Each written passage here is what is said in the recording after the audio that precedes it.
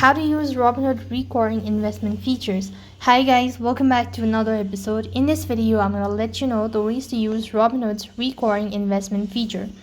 So for that case, go ahead and open up a browser and log into your Robinhood account.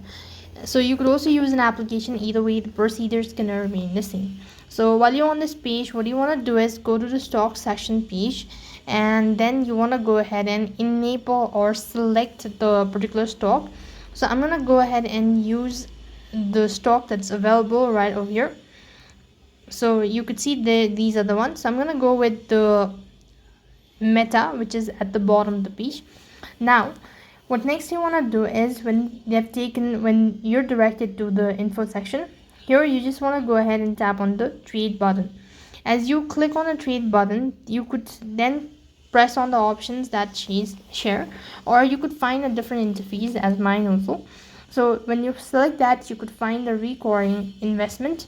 When you actually go ahead and select onto that, you could then go ahead and select whether you want it daily, weekly, or bi-weekly, monthly, whichever. Select it to set the investment schedule. After that, you need to choose a payment method.